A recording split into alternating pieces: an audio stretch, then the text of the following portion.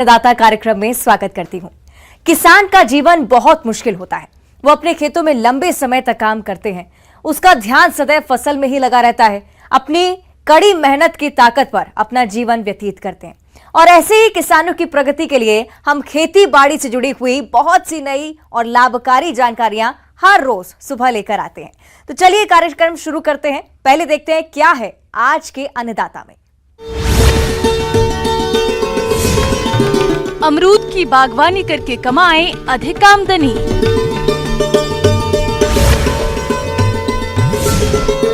रागी की वैज्ञानिक तकनीक से खेती पर जानकारी।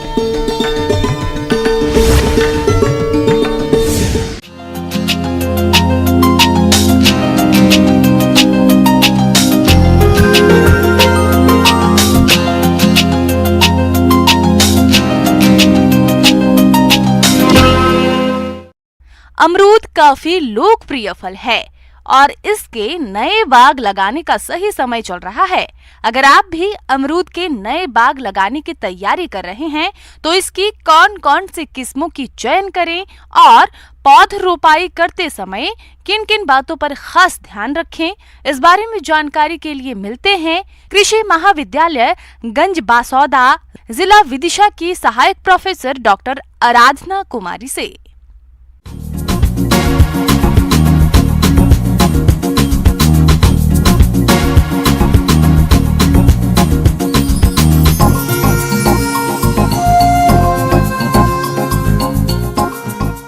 तो जैसा कि आप जानते हैं कि अमरूद आजकल बहुत ज़्यादा पसंद किया जा रहा है और इसमें न्यूट्रिएंट पोषक तत्व होते हैं, वो भी बहुत ज़्यादा होता है और पानी की मात्रा भी बहुत ज़्यादा होती है। कब्ज इत्यादि की समस्या से दूर करता है।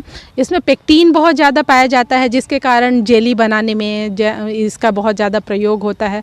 उसके अलावा टेबल फ्रूट के रूप में बेवरेज पेय पदार्थ बनाने में भी इसका इस्तेमाल किया जाता है। इसके इतने सारे फ़ायदे हैं कि इसे गरीबों का सेब भी कहा जाता है क्योंकि ये सस्ते दामों में मिलता है सेब की तुलना में।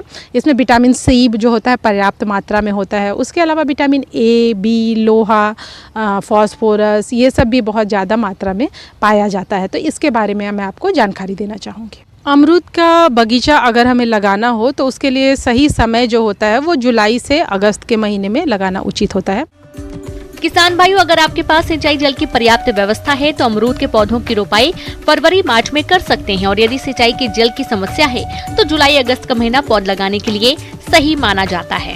जलवायु की बात करें तो उष्ण और उपोष्ण दोनों तरह के जलवायु में ये लगाया जाता है, जो गर्म हो तथा शुष्क हो। भूमि के लिए विशेष ध्यान देने की बात है कि हर तरह की भूमि में अमरूद लगाया जा सकता है। अमरूद की बागवानी के लिए हर तरह की मिट्टी अनुकूल होती है, जिसमें हल्की से लेकर भारी और उचित जल निकास वाली मिट्टी सही रहती है। इसकी बागवानी 6.5 से 7.5 pH मान वाली भूमि में भी की जा सकती है। अमरूद के किस्मों के बारे में ये है कि इलाहाबाद सफ़ेदा, इलाहाबाद सुरखा, बेहद, कोकोनट, सरदार 4949 जो है लखनऊ, ये सब प्रमुख है। उसके अलावा कुछ किस्में हैं जो कि अभी बनाई गई हैं और बहुत ही अच्छी हैं, जैसे कि चित्तीदार, रेड फ्लेश्ड, ढोलका, नासिका, धारदार, ये सब किस्मों का आप इस्तेमाल कर सकते हैं।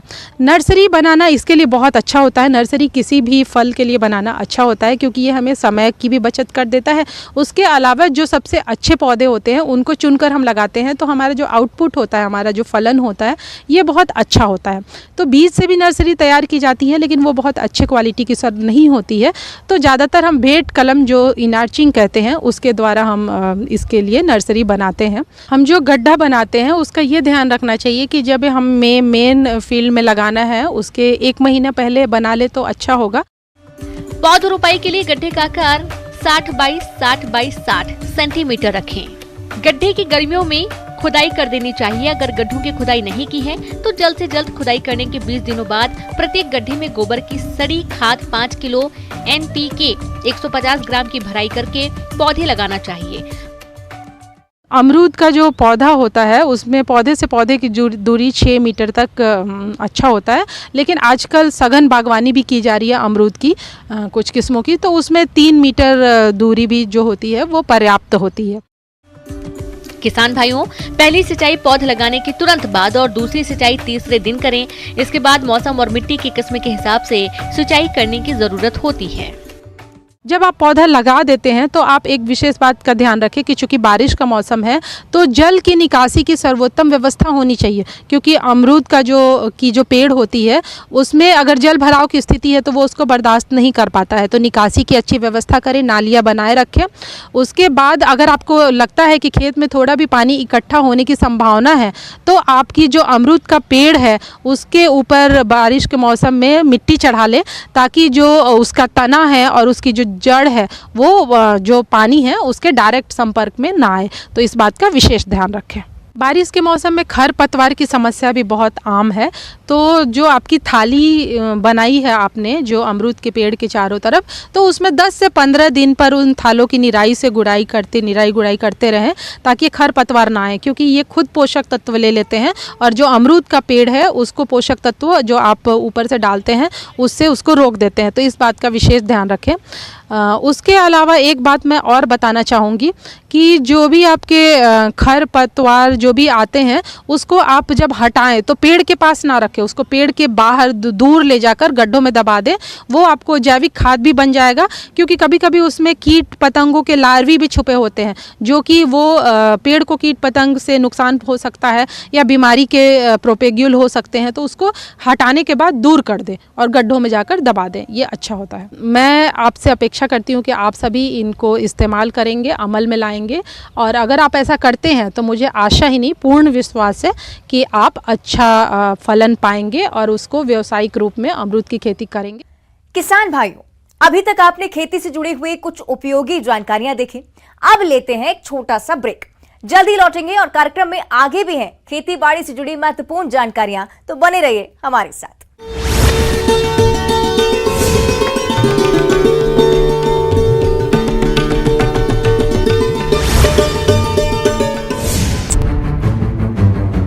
नहीं हुआ जमा।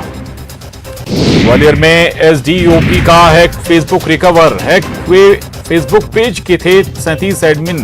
11 देशों में हुआ शेयर। जानकारी जुटाने में जुटी साइबर सेल। भोपाल में मेट्रो शुरू होने से पहले मेट्रो का एक डमी डब्बा भोपाल पहुंचा। बेस तैयार कर प्लेटफॉर्म पर रखा जाएगा डमी मॉडल। सीएम शिवराज कर सकते हैं डमी मॉडल का उद्घाटन। सीएम भूपेश बघेल मिशन 2023 और 24 के लिए दे सकते हैं बड़ी सौगात 500 रुपए में।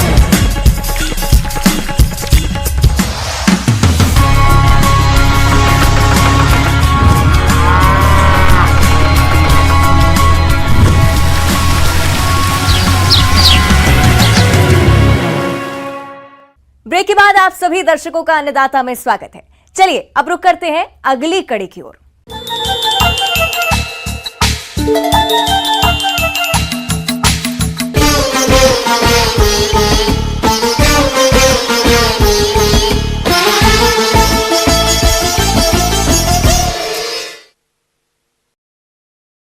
रागी, जिसे किसान मडुआ के नाम से भी जानते हैं, इसकी खेती शुरुआती दौर से ही होती आ रही है।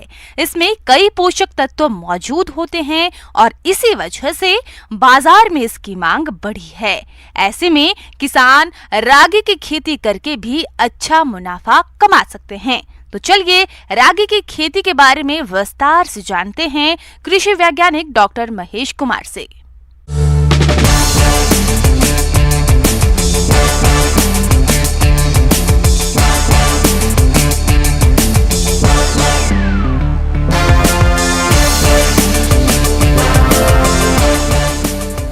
शुरुआत हो चुका है और जून के महीने के शुरुआत से ही हम खरीफ सीजन की शुरुआत समझते हैं और सौभाग्य से प्री साइक्लोनिक मानसून से बरसात भी हो चुकी है, खेत में पर्याप्त नमी आ चुकी है। तो जिन किसान भाइयों को तुरंत मडुआ जैसी फसल लगाना है या मिलेट जैसी फसलों को लगाना है, इसकी बुआई का उपयुक्त समय चल रहा है। तो सबसे पहले बात करते हैं भूमि का चुनाव का। मडुआ की या किसी भी दूसरी लघु धान्य फसल की बुआई हेतु हमारा हल्की दोमट से दोमट मिट्टी उपयुक्त रहती है। ऐसे क्षेत्र जहां बरसात कम होती है, जहां सिंचाई की सुविधा नहीं के बराबर है, जहां की सॉइल की फर्टिलिटी बहुत पुअर है या सॉइल जो है उबड़ खाबड़ है, ऊंची नीची ज़मीन है, ऐसे क्षेत्रों के लिए ये हमारे रागी अर्थात मडुआ की फसल एक रामबाण फसल है। इसकी हम बुआई कर सकते हैं। रागी की खेत के लिए भुरभुरी मिट्टी को अच्छा माना जाता है। क्योंकि भुरभुरी मिट्टी में इसके बीजों का अंकुरण अच्छे से होती है। इसके खेत की तैयारी के दौरान खेत में मौजूद पुरानी फसलों के अवशेषों को नष्ट कर खेत की मिट्टी पलटने वाले हलों से गहरी जुताई कर दें। उसके बाद कुछ दिन खेत को खुला छोड़ दें ताकि सूर्य की धूप से मिट्टी में मौजूद हानिकारक कीट नष्ट हो जाएं। खेत को खुला छोड़ने के बाद खेत में जैविक खाद के रूप में पुरानी गोबर की खाद को डालकर उन्हें अच्छे से मिट्टी में मिला दें। खाद को मिट्टी में मिलाने के लिए खेत की कल्टीवेटर के माध्यम से 2 से 3 तिरछी जुताई कर दें। अब बात करते हैं रागी अर्थात मड़ुआ के विभिन्न प्रजातियों के बारे में, जिसमें RAU 3, VR 708, Bakula, GPU 66, VL 379, GPU 67, RAU 8। तो इस तरह से हम प्रजातियों का सिलेक्शन कर सकते हैं। बीज का चुनाव मृदा की किस्म के आधार पर करें। जहां तक संभव हो प्रमाणित बीज का प्रयोग करें। यदि किसान स्वयं का बीज उपयोग में लाता है तो बुआई पूर्व बीज साफ करके फफूंदनाशक दवा थीरम 3 ग्राम से प्रति किलोग्राम बीज को उपचारित करें। रागी की सीधी बुआई अथवा रोपा पद्धति से बुआई की जाती है। सीधी बुआई जून से जुलाई मध्य तक मानसून वर्षा होने पर की जाती है। मड़ुआ को हम 2 विधियों से लगाते हैं। पहला रोपित विधि, रोपाई करने के लिए हम 5 किलोग्राम बीज प्रति हेक्टेयर की दर से लेते हैं। उसके लिए हम 5 किलोग्राम बीज लेते हैं। करीब 100 मीटर स्क्वायर एरिया में हम उसका नर्सरी डाल देते हैं। नर्सरी के खेत को अच्छे से तैयार करते हैं। उसमें आवश्यकता अनुसार 100 मीटर स्क्वायर एरिया में 1 से 1.5 किलोग्राम नाइट्रोजन, 1 किलोग्राम फास्फोरस और 500 ग्राम पोटास प्रति 100 मीटर स्क्वायर एरिया नर्सरी में डालते हैं। साथ ही साथ उसमें 50 से 60 किलो वर्मी कंपोस्ट भी डाल देते हैं। अब अच्छी तरह से तैयार नर्सरी में खेत में हम नर्सरी डाल देते हैं, बिचड़ा को नर्सरी को डाल देते हैं और इस तरह से 20 से 21 दिन बाद हमारा जो सीडलिंग है वो रोपने के लिए तैयार हो जाता है। जब उसमें 4 से 5 पत्तियाँ होती हैं उसको हम रोपाई कर सकते हैं। दूसरी विधि है डायरेक्ट सोइंग की, जिसमें हम बीज को डायरेक्ट खेत में अच्छी तरह से खेत को तैयार करके बुआई करते हैं। तो उस डायरेक्ट सोइंग के लिए हमको 10 से 12 किलोग्राम बीज प्रति हेक्टेयर लगता है। मृदा परीक्षण के आधार पर उर्वरकों का प्रयोग सर्वोत्तम होता है। अगर मिट्टी परीक्षण नहीं किया है तो सामान्य तौर पर urea 120 kilogram, SSP 300 kilogram, MOP 50 kilogram प्रति हेक्टेयर की दर से प्रयोग करें। यूरिया की आधी मात्रा व फास्फोरस, पोटाश की पूरी मात्रा बुआई पूर्व खेत में डाल दें तथा यूरिया की शेष मात्रा पौधा अंकुरण के 3 सप्ताह बाद प्रथम निदाई के उपरांत समान रूप से डालें। अब बात करते हैं इसकी स्पेसिंग का। मड़ुआ की सफल उत्पादन के लिए जो लाइन से लाइन की दूरी है उसको हम 22.5 सेंटीमीटर रखते हैं, या उसको बढ़ा करके हम 25 सेंटीमीटर तक रख सकते हैं कतार से कतार की दूरी। और कोशिश करना चाहिए पौधा से पौधा की दूरी 10 सेंटीमीटर मेंटेन रखा जाए।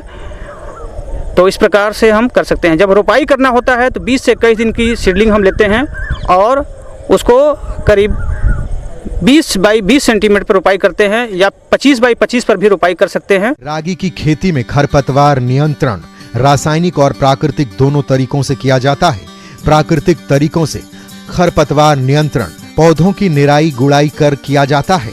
इसके लिए शुरुआत में पौधे की रोपाई के लगभग 20 से 22 दिन बाद उनकी पहली गुड़ाई कर दें और पहली गुड़ाई के लगभग 15 दिन बाद पौधों की एक बार और गुड़ाई कर दें। अगर 30 कुंटल भी मड़ुआ आपके खेत में हो जाता है 1 हेक्टेयर में, तो बाजार के रेट में अगर 40 रुपये किलो भी मिलता है तो आपको लगभग 120,000 यानी 1,20,000 का मड़ुआ हो जाता है और उत्पादन लागत इसमें 25 से 30,000 आती है। तो इस प्रकार देखा जाए तो लगभग आपको 90,000 से 1 लाख रुपये तक का प्रति क्रॉप लाभ हो सकता है। तो इसकी खेती एक लाभदायक है, मौसम के अनुकूल है और किसानों के लिए लाभदायक भी है, हमारे स्वास्थ्य को भी सुरक्षित रखेगा। आगे और भी है खेती बाड़ी से जुड़ी हुई बहुत सी रोचक जानकारियां, पर यहां पर रुकेंगे एक और छोटे से ब्रेक के लिए। जल्द हाजिर होते हैं।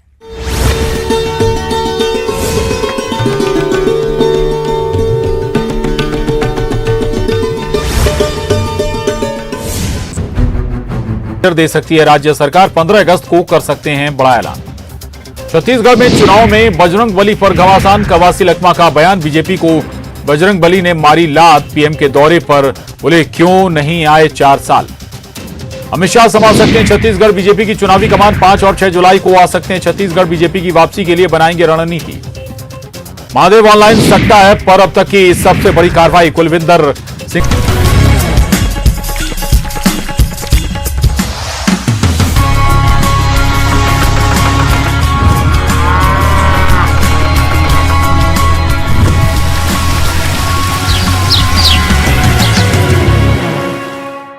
ब्रेक के बाद एक बार फिर से आप सभी दर्शकों का अन्नदाता कार्यक्रम में स्वागत है। बढ़ते हैं अगली प्रस्तुति की ओर।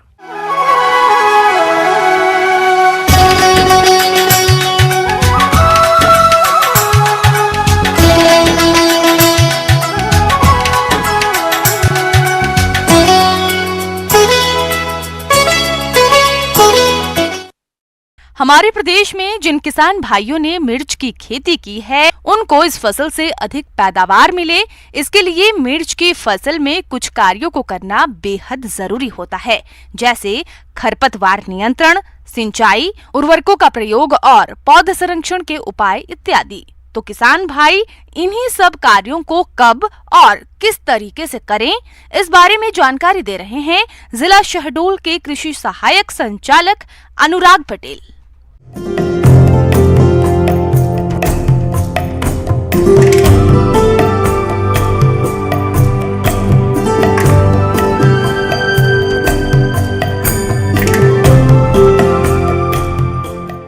इस समय बाज़ार में रेट बहुत अच्छे चल रहे हैं, तो आपके लिए ज़रूरी हो जाता है कि फसलों का ऐसा प्रबंधन किया जाए ताकि अच्छा से अच्छा उत्पादन आए।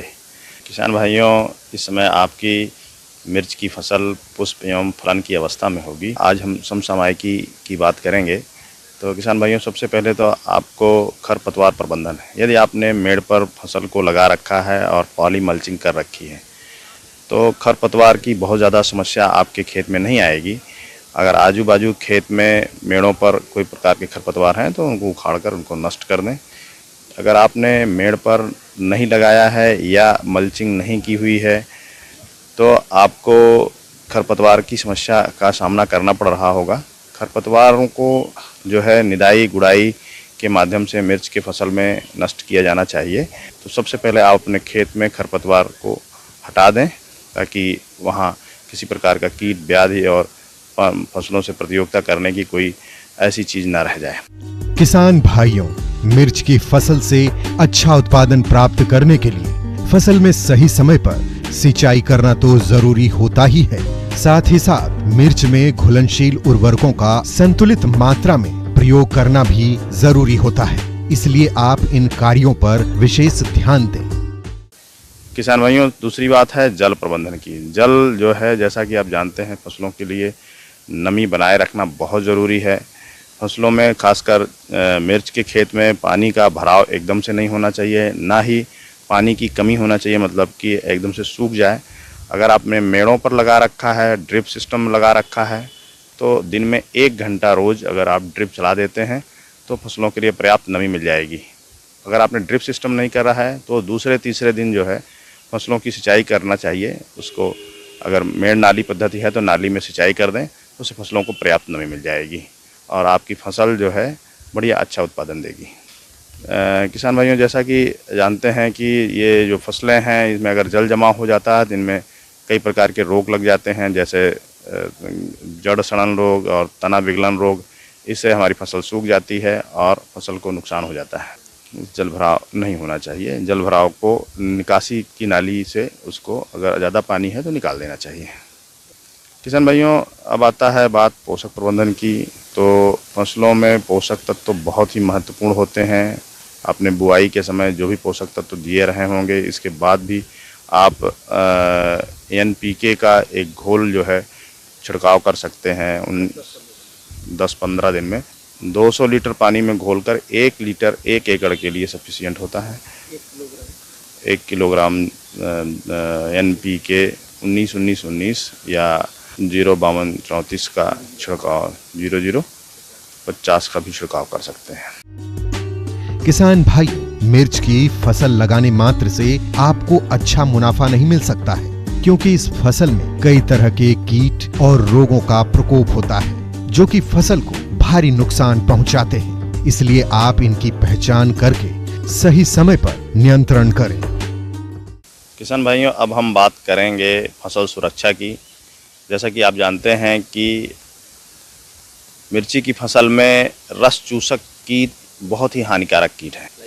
इसमें जो कीट आते हैं वो जैसिड हैं, एफिड हैं, व्हाइट फ्लाई हैं, छोटे छोटे कीट होते हैं जो पत्तियों पर आकर रस चूसते हैं।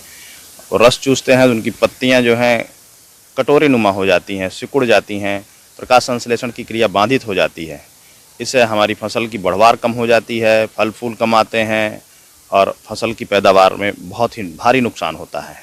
अगर इस प्रकार के कीट आपके खेतों में दिख रहे हैं तो इसमें 1 ग्राम इमिडाक्लोप्रिड प्रति लीटर पानी के साथ घोल मिलाकर आप छिड़काव कर देते हैं तो, या फिर 0.5 ग्राम थायोमिथाक्साम प्रति लीटर जो है छिड़काव करते हैं तो आपको जो है इन दोनों कीटों से निजात मिल जाएगी।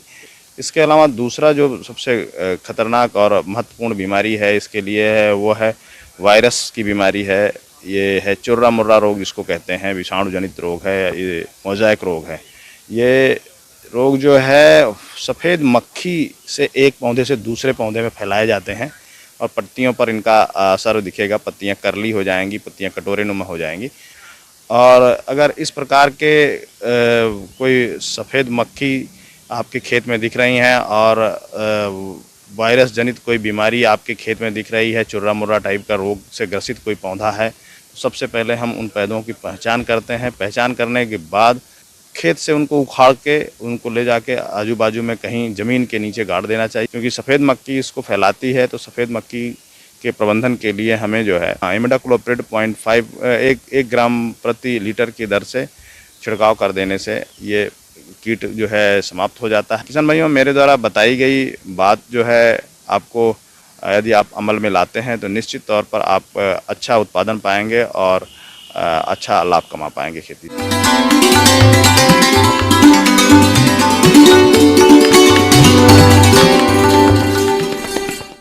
अन्नदाता हेल्पलाइन निशुल्क फोन संपर्क सेवा के माध्यम से आपके द्वारा पूछे गए प्रश्नों में से 1 या 2 महत्वपूर्ण प्रश्न को हम अपने कार्यक्रम में शामिल करते हैं।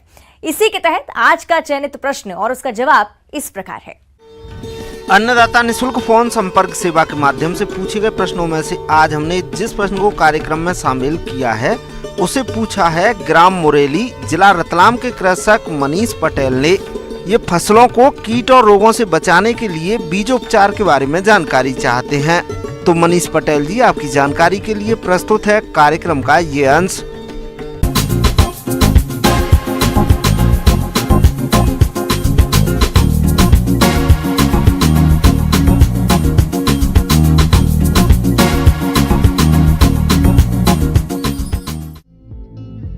प्रदेश के बहुत से किसान भाई कई तरह की फसलें उगाते हैं जिसमें कई तरह के कीट और रोगों का प्रकोप होता है। इसके लिए किसान कई तरह के रासायनिक दवाओं का छिड़काव करते हैं जिससे लागत खर्च बढ़ जाती है और पैदावार की गुणवत्ता भी कम हो जाती है। ऐसे में किसान भाई को दोहरा नुकसान उठाना पड़ता है। यदि किसान भाई बीज बुआई से पहले उपचारित कर ले तो इस समस्या से काफी हद तक अपनी फसलों को कीट रोगों से बचा सकते हैं।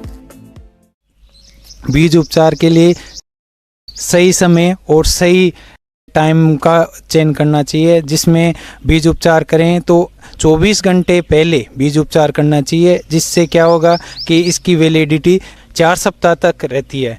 इसके बाद में आप इसको सोविंग कर सकते हो खेत में या नर्सरी में। सर्वप्रथम बीज को फफूंदीनाशक से उपचारित करना चाहिए, फिर बाद में कीटनाशी से उपचारित करना चाहिए और फिर राइजोबियम कल्चर से उपचारित करना चाहिए। सर्वप्रथम फफूंदीनाशक से उपचारित करने के बाद में कीटनाशक से उपचारित करने के लिए 2 घंटे का अंतराल रखना चाहिए। इसके बाद में राइजोबियम कल्चर से 4 घंटे बाद में उपचारित करना चाहिए और उपचारित करने के बाद में इसको छायादार जगह सुखाना चाहिए, जिससे क्या है कि इसमें ना तो कोई ऊपर से फंगस का इनका नहीं रहता डर। अब बात आती है बीज उपचार कैसे करना चाहिए। तो इसकी एक विधि है FIR, जिसमें बीज को क्रमबद्ध तरीके से उपचारित किया जाता है। पहले फफूंदनाशी कार्बेडाजिम 2 ग्राम या थीरम 3 ग्राम प्रति किलो बीज की दर से उपचारित करते हैं। इसके बाद कीटनाशी दवा क्लोरोपाइरिफॉस 6 मिलीलीटर या इमिडाक्लोरोप्रीड 6 मिलीलीटर दवा प्रति किलो बीज की दर से उपचारित करते हैं। और अंत में जीवाणु कल्चर राइजोबियम पीएसबी कल्चर से 12 ग्राम प्रति किलो बीज की दर से उपचारित करके छाया में सुखाकर बुआई करते हैं, तो फसल कीट रोग से बच जाती है और उपज अधिक मिलती है। सीड ट्रीटमेंट कौन कौन सी बीमारियों से बचाता है? ये है, एक तो फंगस से, बैक्टीरिया से, इनसे बचाता है ये, और कीटों से बचाता है, जिससे क्या है कि सीड की उम्र भी बढ़ जाती है, जिससे क्या है कि भाई जर्मिनेशन परसेंटेज भी अधिक हो जाता है। किसान भाइयों, बुआई से पूर्व बीज उपचार के फायदे हैं अनेक। बीजों का अंकुरण अच्छा होता है, फसल में कीट रोगों का प्रकोप कम होता है, कम खर्च में बीज उपचारित हो जाता है, फसल की बढ़वार अच्छी होती है, फसल उत्पादन में लागत घट जाती है, फसल से गुणवत्ता युक्त पैदावार मिलती है। उपचारित करने से अपनी बीज की क्वालिटी और गुणवत्ता में सुधार होगा।